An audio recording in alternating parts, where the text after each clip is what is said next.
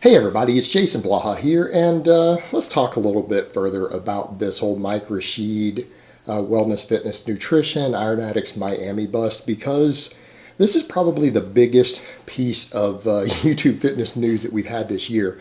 I'm going to go into more detail in this in a couple of videos as to why this is going to be a big deal, and a lot of it's going to have to do with the way the feds conduct an investigation and rope in as many people as they can. You guys got to remember, the feds just in California a couple months ago, actually within the last month, they found a ring and busted over 400 people for a sex trafficking ring. All right, they don't just arrest 8 people and stop with something like this, not when there's $10 million involved. They're starting with 8 or 10. They're probably going to get 30 or 40 arrests by the time they're done. They might even reach 100. That's just how these federal investigations work. And I want to state with this, I'm not hating on Mike. I'm not judging him. This is not passing judgment.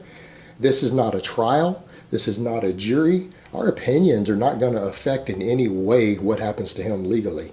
I don't even necessarily have a moral stake in this, because I personally think, and I've stated before, I think anabolics and PEDs need to be decriminalized. So when you look at it from that perspective, I'm not even hating and saying he's a terrible person here. I'm just going to state the facts based upon my knowledge of federal investigations, my knowledge of police officers, how they think, detectives I've known, because I do have several friends who are police detectives. I know how these guys think. I know how they operate. And I can tell you more or less how they're going to approach a lot of this based upon the publicly available data that we can see just using the internet and YouTube. There's a lot of information out there that people seem to have overlooked, a lot of fans of different people, either people who hate him or love him. So let me put on my +5 hat of weaponsmithing, work on skilling up my crafting a little bit, and let's go further into this. Now, a bunch of people are jumping up saying, well, maybe he didn't know about it. Maybe he didn't know about it. Well, that's provably false online according to the statements of the company itself. There's plenty of publicly available evidence that either they're lying about him knowing about it, or he really does know about it. But we'll get to that in a minute. Let's look at just the basics of what is immediately available if you didn't know all that already. All right.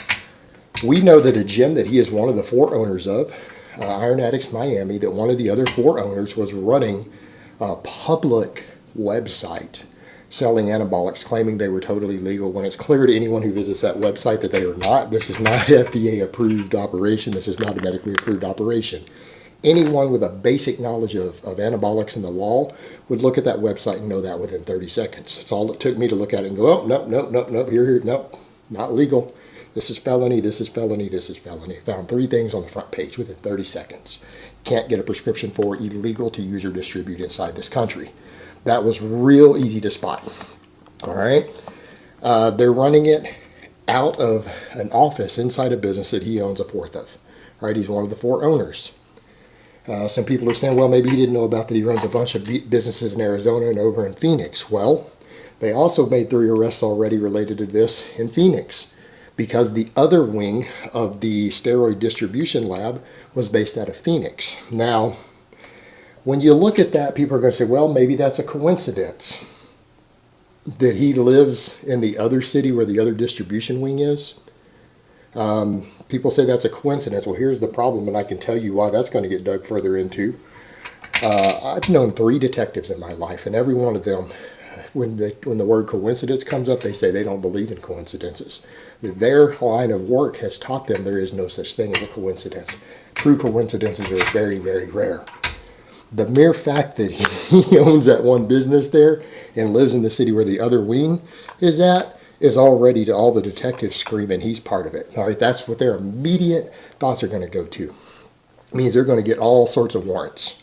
All sorts of warrants. And other people are saying, well, look, he's got a lot of irons in the fire. He runs multiple businesses, many businesses. People are saying that, defending him. So maybe he's too busy to know. Well, here's the thing. I know a lot of successful business owners. I know a lot of successful businessmen. I know ones who are legitimate, and I've known ones who aren't so legitimate. You want to know one of the things that, again, police are going to know this, detectives are going to know this, anyone who's been around the clandestine world is going to know this.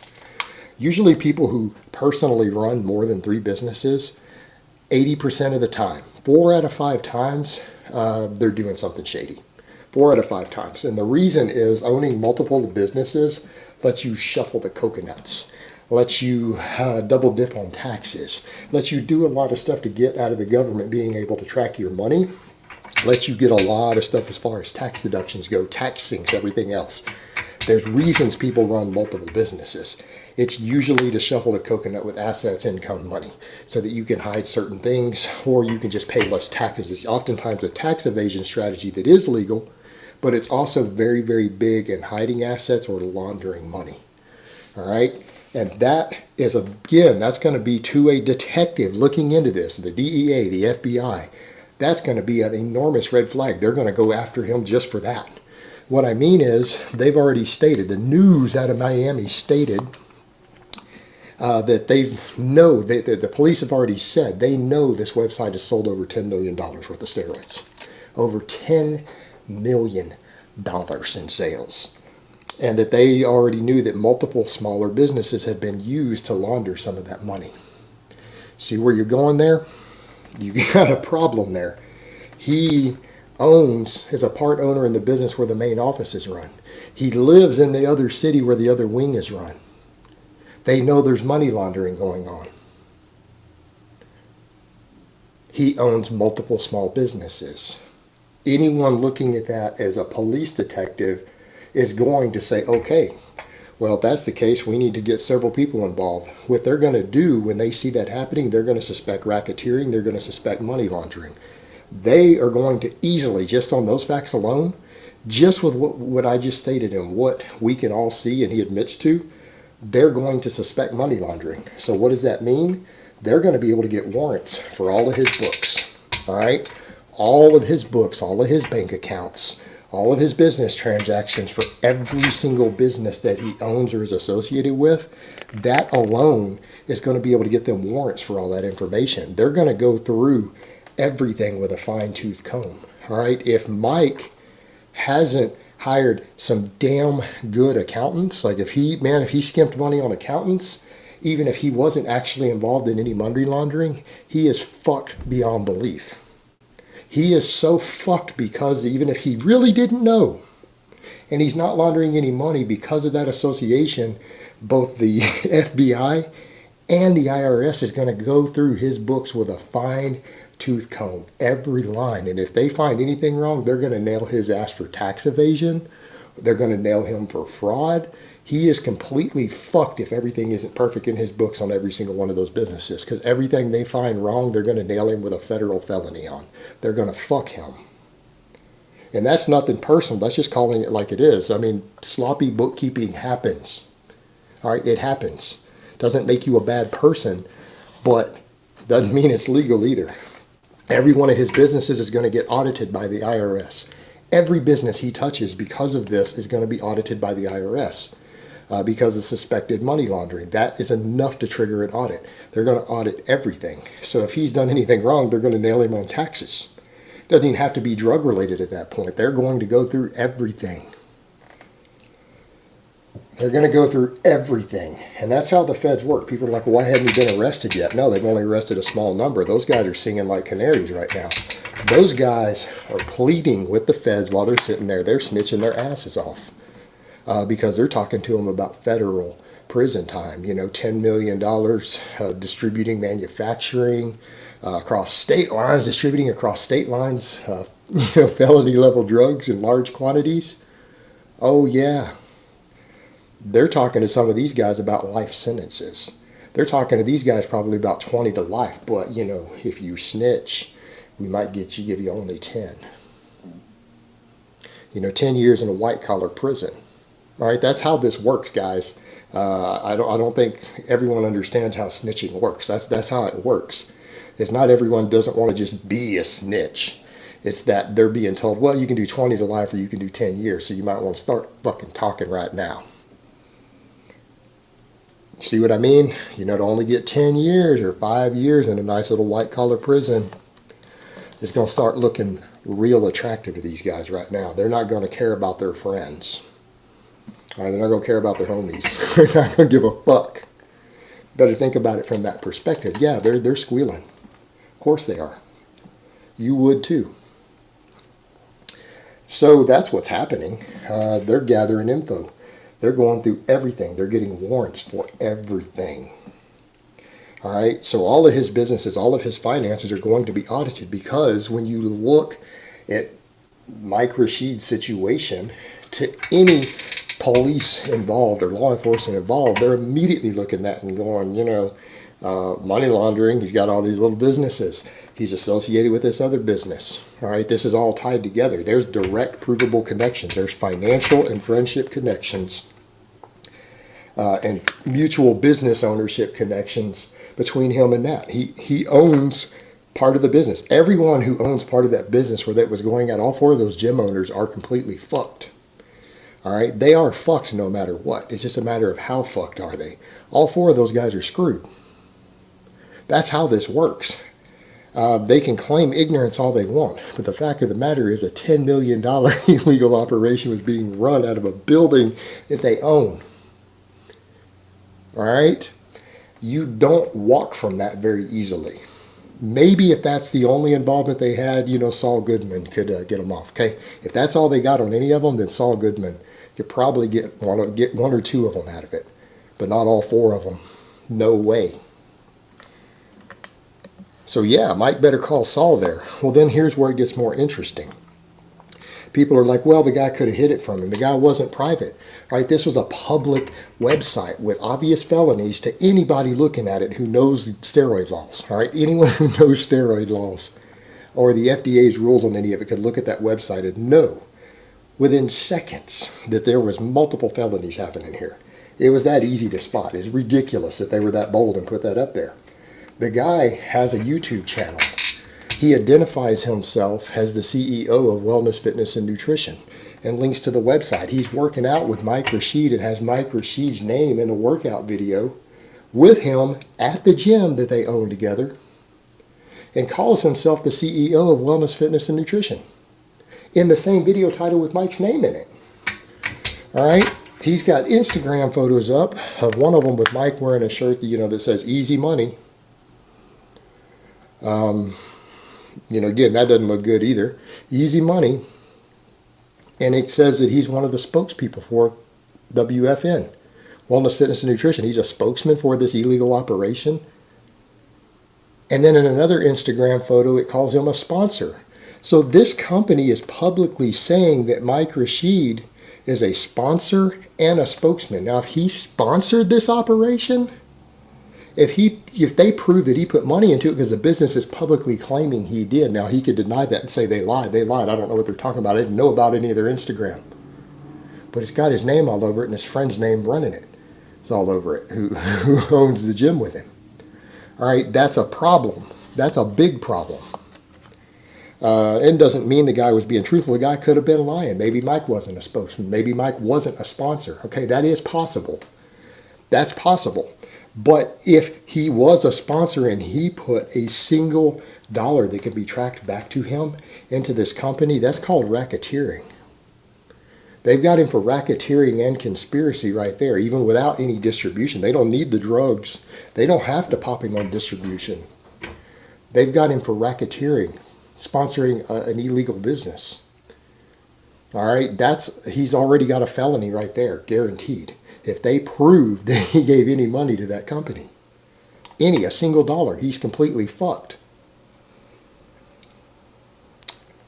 And if he's a spokesman for it, and he's ever publicly said anything positive about this business, there's no jury that's going to believe him. They're going to nail him on that.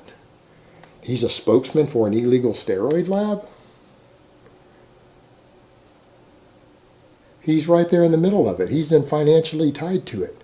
He's promoting it, advertising it if that's the case. Now, I don't know if that's the case because I'm not aware of any video footage or social media of Mike promoting it, but the company's claiming he's a spokesman.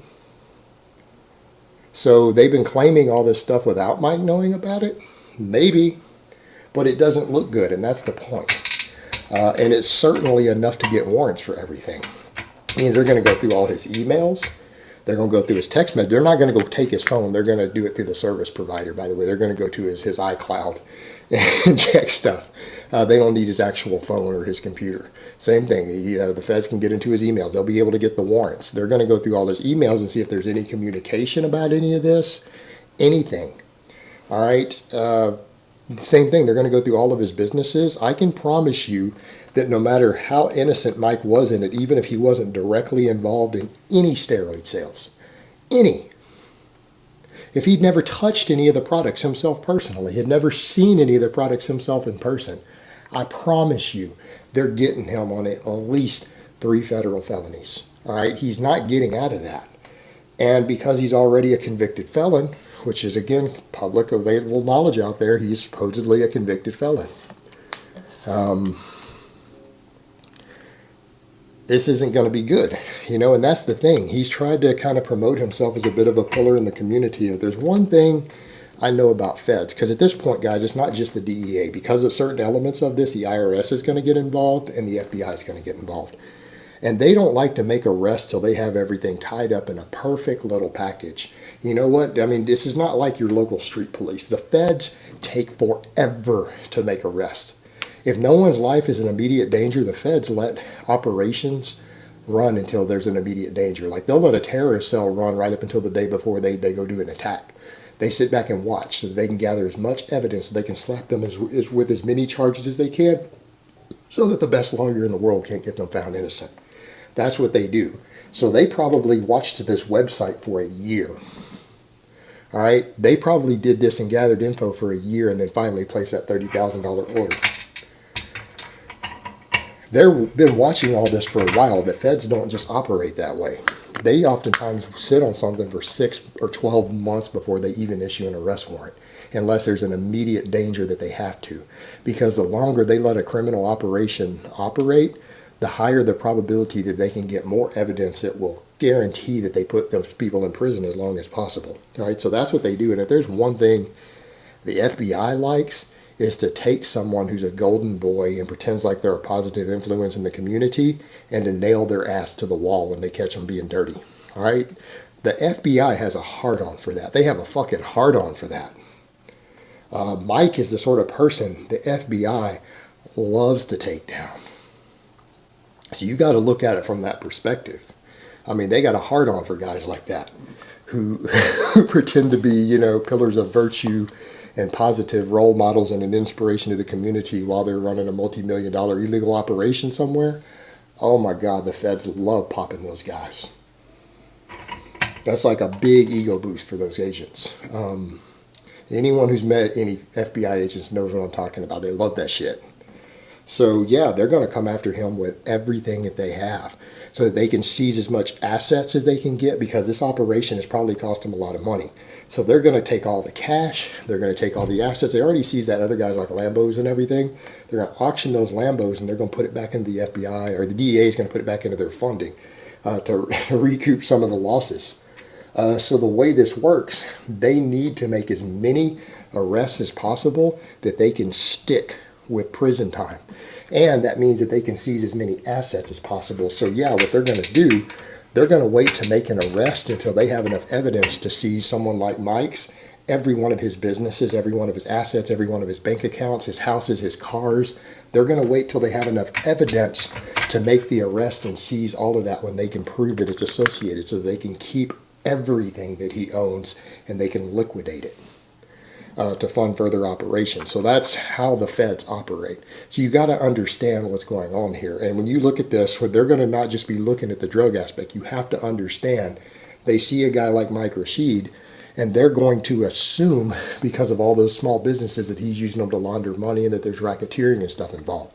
So they're going to not only hit all of those on that level criminally, the IRS is going to come in and audit them on top of it. So each one of those businesses, if there's any money laundering going on, they're going to nail him on a laundering charge for every single business. If he's got 4 businesses that are laundering money, they're going to nail him on 4 counts of money laundering. They're also, then the IRS is going to come in and nail him on 4 counts of tax evasion. All right, they're going to hit him with like 8 felonies, federal level felonies. That's how they operate. So same thing, if they find some sloppy bookkeeping, that's not even related to this because they have warrants for all of his books, even businesses that turned out not to be related to this, they're going to look for any way to hit him for tax evasion. They're going to hit him with separate crimes for everything. And that's why he's completely fucked. Even if Mike wasn't fully aware of the situation, the fact that he got roped into it is going to give the feds access to his entire world. They're going to be able to legally get warrants for every phone, every computer, everything that he's had his hands on. They're going to get warrants for everything, all of his bookkeeping, all of his account ledgers, everything. And if they find anything at all, he's going to get popped for it because they got warrants for all of it. So it's going to be, the DEA is going to hit it, the FBI is going to hit it, the IRS is going to hit it. That's how these things operate. And what they're going to try to do is, again, seize as many assets as possible. So if they can get every single bank account he or any of his businesses is tied to, they're going to seize everything. They're going to seize all his cars, all his houses. Everything that they can tie to any of this, they're going to be able to seize and keep and liquidate those assets. When they're done, they're going to leave him in prison and they're going to leave him bankrupt. That's how these federal investigations work. And that's why I'm saying, Mike, better call Saul. And no matter what he does, he is completely fucked at this point. And I'm talking fucked with no reach around, no lube, nothing. It's just a matter of how long he's going to be fucked for at this point. And that's reality. I'm just calling it like it is. I'm not even passing judgment here. I'm just saying this is what's going to happen. No matter what any of us think, that's what's going to happen. Watch and see. All right, guys, but that's really all I have to say on that today. I hope it's been informative, and I will talk to you guys next time.